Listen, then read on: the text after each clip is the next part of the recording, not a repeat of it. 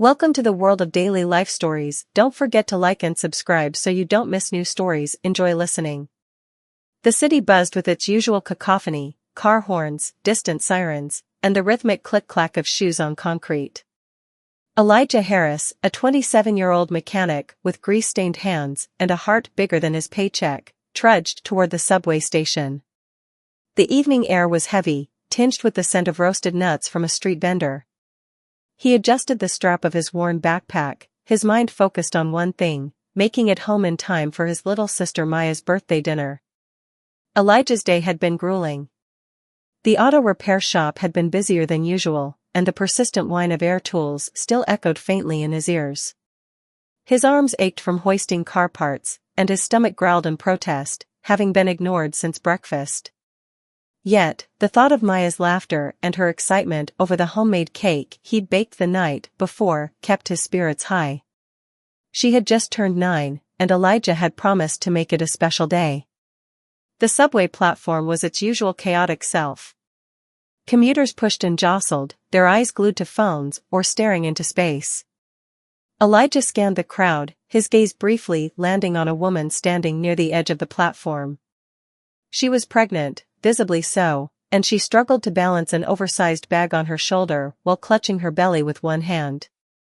She looked exhausted, her face pale and her steps uncertain. Elijah felt a pang of concern but dismissed it as the train screeched to a halt. The doors hissed open, and the crowd surged forward. Elijah found himself pressed into the throng, managing to snag a spot near the door. His hand gripped the overhead bar for balance as the train jerked forward. Across from him, the pregnant woman stood clutching a pole, her knuckles white from the effort. She looked fragile, her face glistening with sweat, and Elijah couldn't ignore the tremor in her legs. He knew what it was like to be ignored in a crowd, to feel invisible when you most needed help. Without hesitation, he caught her eye and offered a kind smile. "Here, ma'am," he said, his voice steady despite the rocking train. "You should take my seat." The woman blinked, her expression shifting from surprise to gratitude. "Are you sure? You must be tired too," she said, her voice soft and tinged with hesitation. Elijah chuckled lightly. "I'll be fine." "You need it more." She nodded, her lips curving into a small, grateful smile as she eased into the seat. "Thank you."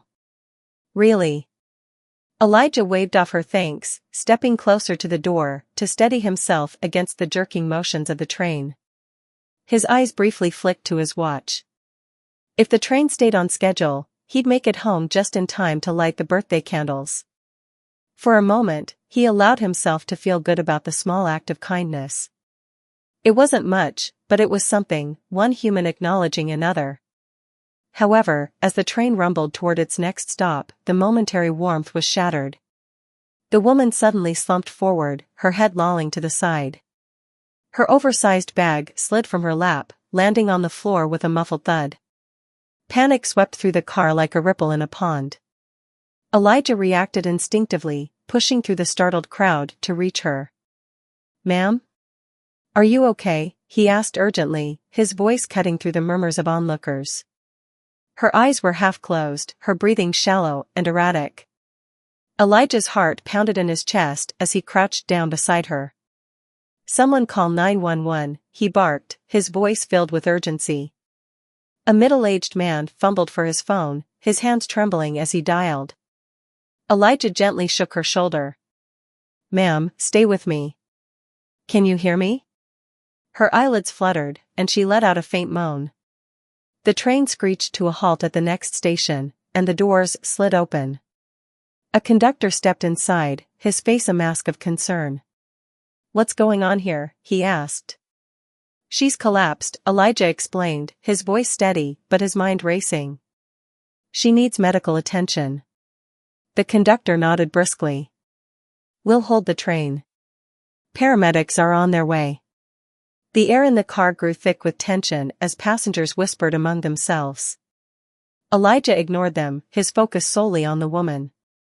He noticed a laminated card sticking out of the side pocket of her bag and pulled it out. It was a medical alert card.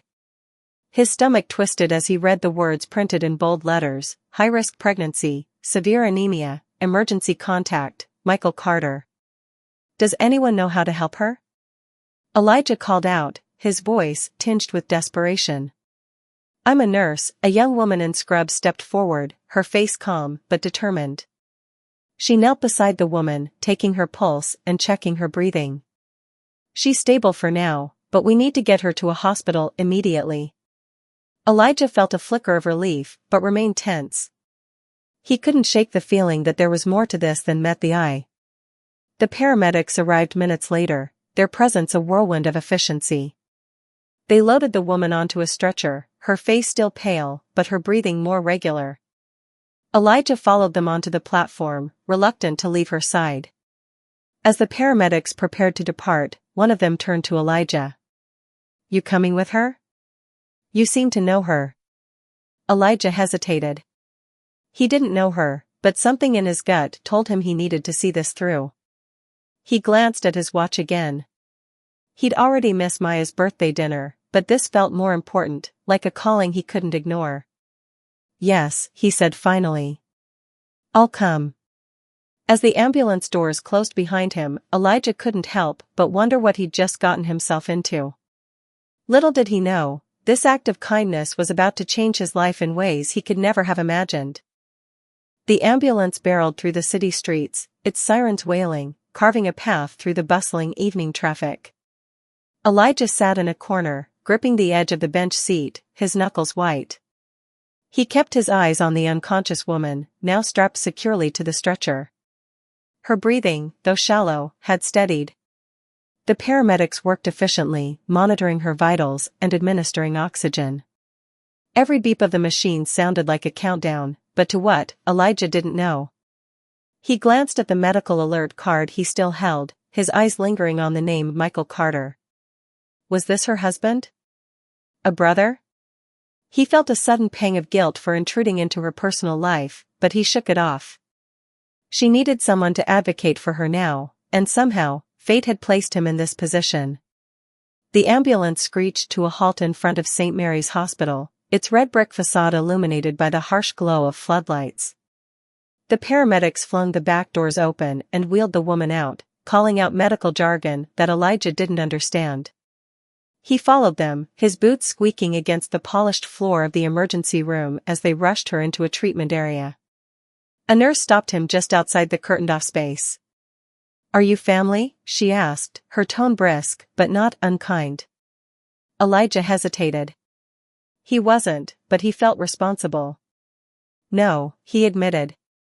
I was with her on the train when she collapsed. I couldn't just leave her. The nurse nodded, her expression softening.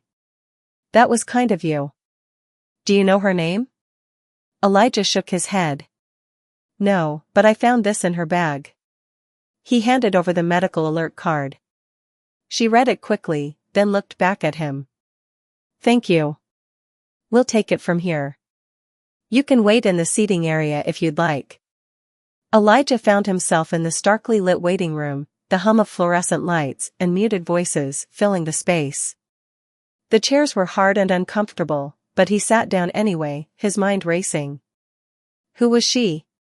Why was she alone? What had caused her to collapse?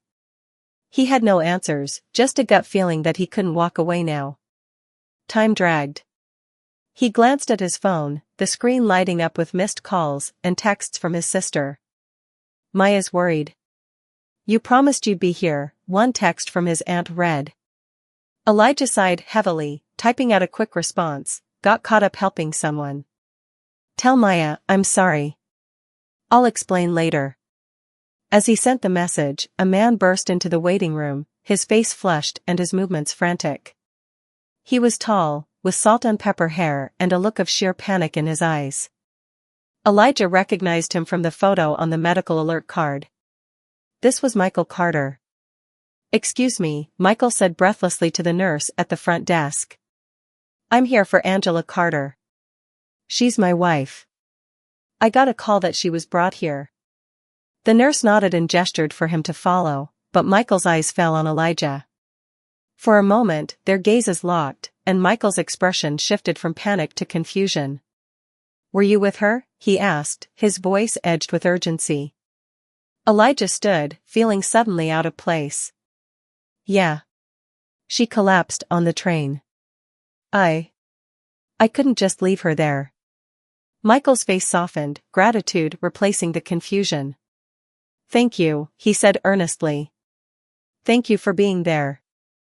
Before Elijah could respond, the nurse led Michael away, leaving him alone again. He sat back down, the weight of the situation pressing on him.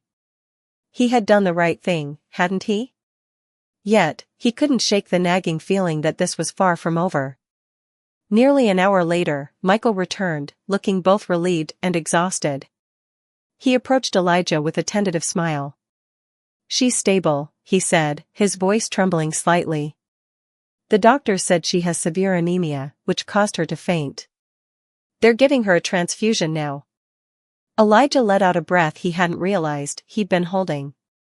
"That's good to hear." Michael hesitated, then sat down beside him. "I'm Michael, by the way. Angela's husband." "Elijah," he replied, shaking Michael's outstretched hand. There was a moment of silence before Michael spoke again, his tone tinged with emotion. "You didn't have to do this, you know. Most people would have just looked the other way." Elijah shrugged, feeling slightly embarrassed by the praise. It didn't feel right to just leave her. She looked like she needed help. Michael nodded, his eyes glassy. "She's been through so much. This pregnancy, it's been complicated from the start. We've been trying for years, and when she finally got pregnant, the doctors warned us it wouldn't be easy. But Angela, she's strong. Too strong for her own good sometimes." Elijah listened, the weight of Michael's words settling heavily in his chest. He couldn't imagine what they'd been through, the fear and uncertainty that must have plagued them. As Michael continued to speak, Elijah's phone buzzed again. Another text from his aunt. "It's late. Maya's gone to bed. You missed the cake." The guilt hit him like a punch to the gut. He had let his sister down, and for what? A fleeting moment of kindness that seemed insignificant in the grand scheme of things? Yet, as he looked at Michael, he realized it wasn't insignificant at all. To this man, to Angela, it meant everything. Michael stood suddenly, his expression resolute. "Listen, I need to go back to Angela, but I want to thank you properly. Can I get your number? Maybe we can meet for coffee or something once things settle down." Elijah hesitated, then nodded, exchanging numbers with Michael. He didn't expect to hear from him again, but he appreciated the gesture. As he left the hospital, the night air was cool against his skin, a stark contrast to the warmth of the crowded train earlier. The city was quieter now, the streets nearly empty. Elijah walked home slowly, his mind replaying the events of the evening. When he finally reached his apartment, the lights were off, and the faint scent of vanilla frosting lingered in the air. He found a note on the kitchen table and Maya's childish scrawl, "I saved you a piece of cake. I hope you helped someone today." Elijah smiled, tears prickling the corners of his eyes. He sat down, eating the small slice of cake in the silence of the night, feeling a strange mix of sadness and satisfaction. He had missed a moment with his sister, but he had been exactly where he needed to be. Unbeknownst to him, this single act of kindness would ripple through his life in ways he couldn't yet fathom. It was the beginning of a connection that would test his faith, challenge his resilience, and ultimately redefine what it meant to truly be there for someone. Several weeks passed, and life seemed to settle back into its regular rhythm for Elijah. The noise of the auto repair shop, the familiar scent of grease and oil, and the occasional banter with his coworkers filled his days. At home, Maya continued to chatter excitedly about her school projects and her budding dream of becoming a veterinarian.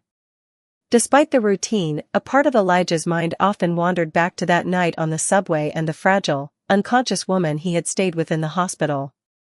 He hadn't expected to hear from Michael Carter again. People often made promises in the heat of emotional moments, but follow-through was rare. That's why, when his phone buzzed one rainy afternoon with an unfamiliar number, Elijah almost ignored it. Curiosity got the better of him, though, and he picked up. Elijah? It's Michael Carter, the voice on the other end said, his tone warm yet tinged with hesitation. I hope I'm not bothering you. Elijah wiped his hands on his overalls, stepping away from the hum of machinery in the garage. Not at all, he replied. How's Angela doing? She's much better now, thanks to you. She's recovering well, and the baby is doing fine too, Michael said, relief evident in his voice. Look, I wanted to ask if you'd have time to meet up. Angela would like to thank you in person. She hasn't stopped talking about the man who didn't walk away when she needed help. Elijah felt a flicker of discomfort at the praise. He didn't feel like a hero, he'd simply done what anyone should have. Of course, he said after a pause. Just let me know when and where. They agreed to meet at a small cafe near the hospital that weekend. Elijah arrived a few minutes early, feeling slightly out of place in his simple jeans and hoodie amidst the polished crowd of coffee drinkers. He spotted Michael immediately, sitting at a corner table, his hands wrapped around a steaming mug. Beside him was Angela, her face still pale, but her eyes bright and warm. Her pregnancy was more pronounced now, and she had a glow about her that spoke of resilience. As Elijah approached, Angela stood slowly, extending her hand. Elijah, she said, her voice soft but steady. Thank you. I don't know how to express how grateful I am. Elijah shook her hand, feeling a little awkward under her gaze. You don't have to thank me, he said. I'm just glad you're okay. They sat down, and the conversation flowed easily.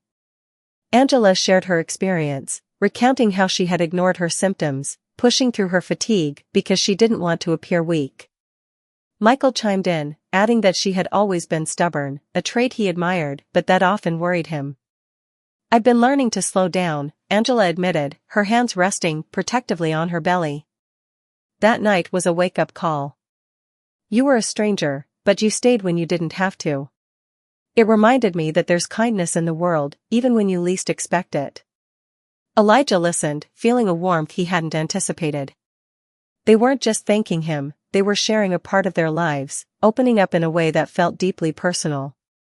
When the conversation turned to him, he hesitated but eventually shared a bit about himself, his work at the repair shop, his role as Maya's guardian after their parents had passed, and his struggle to balance responsibility with his own dreams. Michael and Angela listened intently, their expressions thoughtful. You've been through a lot, Michael said. And yet, you still go out of your way to help others. That says a lot about you. Elijah shrugged, brushing off the compliment.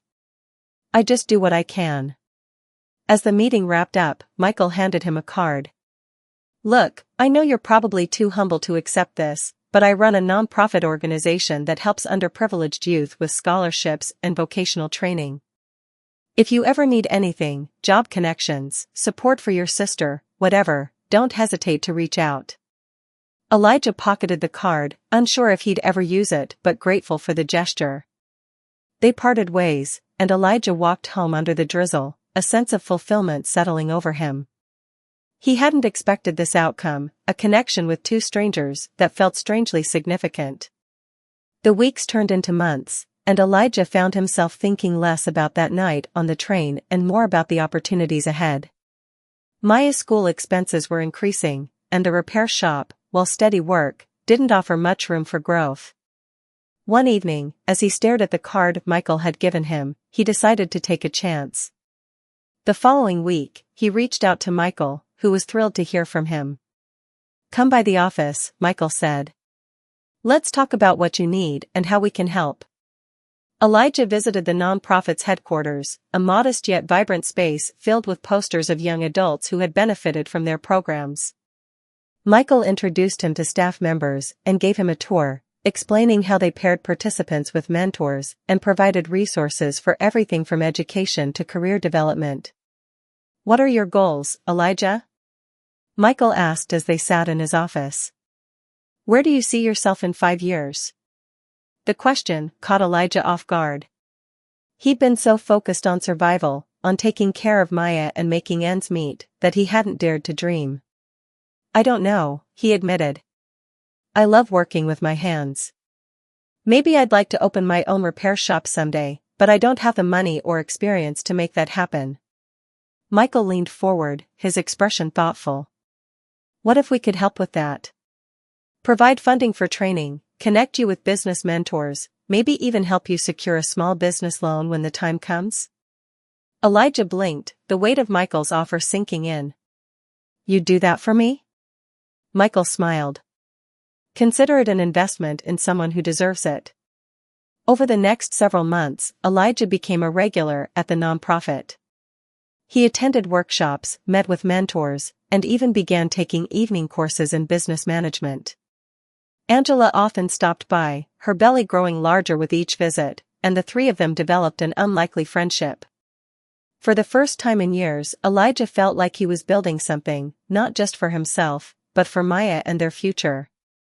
One day, as Elijah was leaving the nonprofit, Angela called out to him from the lobby. She looked radiant, holding a small wrapped gift. I wanted to give you this, she said, handing it to him. It's not much, but it's a token of our gratitude. Elijah unwrapped the gift to find a sleek, leather-bound notebook. Inside, Angela had written a note, for the man who didn't walk away. Use this to write down your dreams, because they're worth chasing. Elijah's throat tightened, and he thanked her quietly, unable to fully express what the gesture meant to him. As he walked home that evening, he felt a renewed sense of purpose. Life had thrown him challenges, but it had also given him opportunities, and he was determined to make the most of them. What Elijah didn't yet realize was that his journey with Michael and Angela was far from over. The bonds they had formed would deepen, and the paths they walked together would lead to unexpected turns, proving once again that even the smallest acts of kindness can spark extraordinary changes. The winter months brought a crisp chill to the city, the streets often blanketed in a thin layer of frost that sparkled under the dim glow of streetlights. Elijah found himself busier than ever, juggling shifts at the repair shop, evening classes at the nonprofit, and his responsibilities at home. Yet, for the first time in years, he didn't feel weighed down by his obligations. Instead, he felt like he was moving towards something meaningful, a future he could be proud of. Maya had noticed the change in him, too. You smile more, she commented one evening as they sat together at the kitchen table. She was working on a science project about animal habitats, her face scrunched in concentration. Elijah looked up from the notebook Angela had given him, where he had been jotting down ideas for his future repair shop. Do I? He asked, feigning nonchalance. Maya nodded. You used to look tired all the time. Now you look happy. Like you're excited about something. Elijah chuckled, ruffling her hair. That's because I am. Life's starting to feel different. Better. Maya grinned, her gap-toothed smile lighting up her face. Good. You deserve it. Her words lingered with him, filling him with a quiet determination to keep pushing forward. Over the weeks, he made significant progress at the nonprofit, earning praise from his mentors for his dedication and eagerness to learn. Michael often checked in on him, offering advice and encouragement. Angela, now nearing the end of her pregnancy, continued to be a steady presence, always ready with a kind word or a thoughtful gesture. One snowy evening, Elijah received a frantic call from Michael. It's Angela, he said, his voice trembling. Her water broke early. We're heading to the hospital now. Elijah's heart leaped into his throat. Is she okay?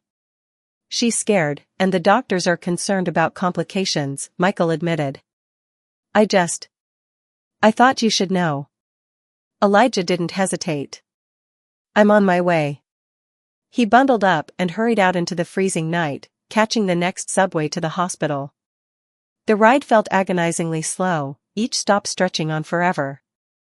When he finally arrived, he rushed into the maternity ward, where he found Michael pacing the hallway, his hands clasped tightly together. Elijah, Michael said, relief flooding his face. Thank you for coming. How is she? Elijah asked, his voice low. Michael shook his head, his expression strained. The baby's in distress, and Angela's anemia is complicating things. They're preparing for an emergency C-section. Elijah placed a reassuring hand on Michael's shoulder. She's strong, and she has you. She'll pull through. Hours passed, each one feeling longer than the last. Michael sat in a chair, his head in his hands, while Elijah stayed by his side, offering quiet support. Finally, a doctor emerged, still wearing scrubs and a mask. Michael shot to his feet, his face pale. "Mr. Carter," the doctor said, her tone professional but kind. "Your wife and baby are both stable. The surgery went well, but it was a close call.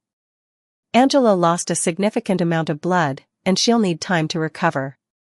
Your son is in the NICU for monitoring, but he's a fighter." Michael let out a shaky breath, tears streaming down his face.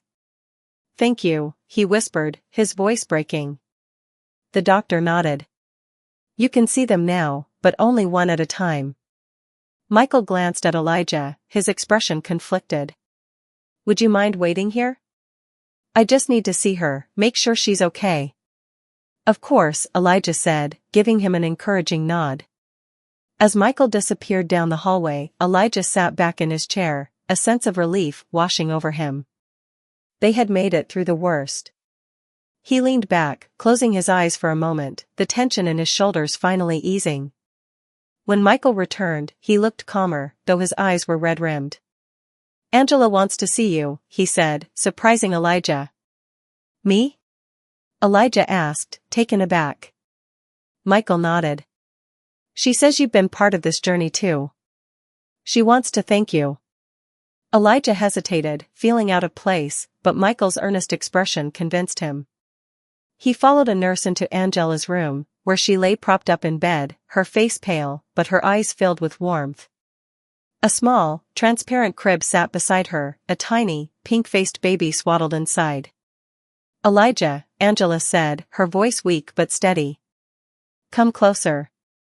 He stepped forward, feeling awkward and unsure. "I'm glad you're okay," he said softly. "I wouldn't be if it weren't for you," she replied, her eyes brimming with emotion. "You set off a chain of kindness that saved me and my baby." Elijah shook his head. "You would have pulled through. You're one of the strongest people I've ever met." Angela smiled, her gaze shifting to the baby. "Michael and I talked, and we'd like to name him Elijah. If you're okay with that." Elijah froze, his heart skipping a beat. "What? No, you don't have to." "We want to," Angela said firmly. "It's our way of honoring you and the impact you've had on our lives." He didn't know what to say. His throat tightened, and for a moment, he couldn't speak. Finally, he managed, "Thank you. I don't know what to say, except, thank you." Angela smiled, her expression peaceful. "You're family to us now. Whether you like it or not." The weeks that followed cemented that bond. Elijah visited the hospital often, watching baby Elijah grow stronger each day. Maya even came along once, her eyes lighting up as she held the baby, giggling at his tiny fingers and toes. "You're his namesake," she whispered to her brother later that night. "That's pretty cool." Elijah smiled, ruffling her hair. "It's more than cool. It's humbling." As the baby grew and Angela recovered, the Carters and Elijah became an inseparable unit, a friendship forged in the fire of adversity. The nonprofit's support helped Elijah open his own small repair shop, a dream he had thought impossible just a year earlier. He named it Second Chances, a nod to the moment that had changed his life, and theirs. Every now and then, when life felt overwhelming, Elijah would think back to that night on the train. He had given up his seat, not knowing it would lead to a chain of events that would alter his path forever. It reminded him that even the smallest acts of kindness could create ripples that stretched far beyond what anyone could imagine. And for that, he was eternally grateful. The summer sun hung high in the sky, casting golden rays over the bustling streets of the city. It had been over a year since that fateful night on the train, and Elijah's life had transformed in ways he never could have imagined. His repair shop, Second Chances, had not only become a thriving business, but also a community hub where people gathered to share stories and seek advice. The shop reflected Elijah's spirit, a place of resilience and hope. Maya often visited after school, her presence a bright spark in Elijah's day. She would sit at the counter doing her homework while he worked on cars, occasionally throwing questions his way about her science projects or the mechanics of the vehicles he repaired. Their bond had grown even stronger, and Elijah took pride in knowing he was providing her with the stability and love she deserved. The Carters remained a significant part of Elijah's life. Angela had fully recovered, and baby Elijah, whom they fondly called Eli to distinguish him from his namesake, was a curious, energetic toddler who had the entire family wrapped around his tiny fingers. Michael often brought Eli to the shop, and the little boy would toddle around, giggling as he explored the world of wrenches and tires under Elijah's watchful eye. One sunny afternoon, Elijah was working on an old pickup truck when Michael arrived, carrying Eli in his arms. The boy squealed with delight at the sight of Elijah and squirmed until Michael set him down. Eli toddled over, his tiny hands outstretched, and Elijah scooped him up with a laugh. "Hey there, buddy," Elijah said, holding the boy close. "You keeping your parents on their toes?" Michael chuckled.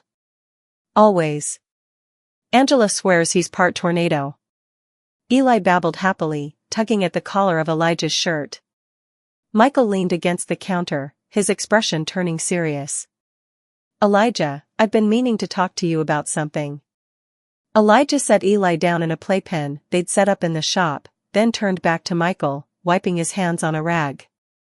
"What's on your mind?" Michael hesitated, then said, "Angela and I have been discussing ways to expand the nonprofit's reach. We've seen the impact it's had on people like you, people with potential who just need a little help to get started. We want to do more." Elijah nodded, intrigued. "That sounds amazing. What's the plan?" "We want to partner with local businesses to create a mentorship program," Michael explained. "People in the community learning directly from professionals, gaining hands-on experience. And we were hoping you'd be one of the first mentors." Elijah blinked, taken aback. "Me? A mentor? Why not?" Michael said, smiling. "You've already proven you're a natural at guiding others. Look at your shop, it's not just a business, it's a place where people feel supported and seen. That's exactly the kind of environment we want to replicate." Elijah's mind raced. The idea was daunting, but it also felt right. He thought about the opportunities he'd been given, the people who had believed in him when he doubted himself. Maybe it was time to pay it forward. "I'd be honored," he said finally, his voice steady. "Let's do it." Over the next few months, Elijah worked closely with Michael and Angela to develop the mentorship program. They called it Pathways, a name that symbolized the journeys they hoped to nurture. Elijah's shop became one of the pilot sites, and soon, a handful of young adults from the community began working alongside him, learning the ins and outs of auto repair. One of the first ments was a 19-year-old named Jamal, a quiet but determined young man who had dropped out of school to support his family. Jamal reminded Elijah of himself, resourceful, hardworking, and full of untapped potential. Under Elijah's guidance, Jamal quickly picked up skills and even began suggesting improvements to the shop's workflow. "You've got a knack for this," Elijah told him one afternoon as they worked on a particularly stubborn engine. "Have you thought about going back to school? Maybe studying engineering?" Jamal hesitated, wiping his hands on a rag. "I don't know if I can. My family needs me to work." Elijah leaned against the car, meeting Jamal's gaze. "I get it. I've been there. But sometimes, investing in yourself is the best way to help the people you care about. You've got talent, Jamal. Don't let it go to waste." Jamal nodded slowly, the gears in his mind visibly turning. It was a moment Elijah recognized, the spark of possibility igniting in someone who had almost given up. Meanwhile, the mentorship program gained traction, drawing attention from local media and community leaders. Elijah's shop became a symbol of what could happen when people came together to lift each other up. One evening, as he locked up for the day, he found himself reflecting on how far he'd come. The path had been far from easy, but every challenge had shaped him into the person he was today. That weekend, the Carters invited Elijah and Maya to their home for a barbecue. It was a warm, lively gathering, with children running around the yard and adults chatting over plates of grilled food. Elijah watched as Maya played with Eli, her laughter ringing out like a melody. Angela approached him, holding 2 glasses of lemonade. "You've done a lot of good, Elijah," she said, handing him a glass. "Not just for us, but for the whole community." Elijah smiled, taking a sip. "I've had a lot of help along the way. None of this would have happened without you and Michael." Angela shook her head. "You give us too much credit. All we did was show up. You're the one who turned a simple act of kindness into something extraordinary." Elijah looked out at the yard, his heart full. It was true, what had started as a moment of compassion on a crowded subway had grown into a movement of hope and empowerment. He thought about the countless lives that would be touched through pathways, the dreams that would be realized because someone had taken the time to believe in them. As the sun dipped below the horizon, casting the sky in hues of orange and pink, Elijah felt a profound sense of peace. Life had a way of surprising you, he realized, steering you toward paths you never anticipated. All it took was the courage to follow them and the kindness to guide others along the way. And so, surrounded by the warmth of family and friends, Elijah knew one thing for certain: this was only the beginning.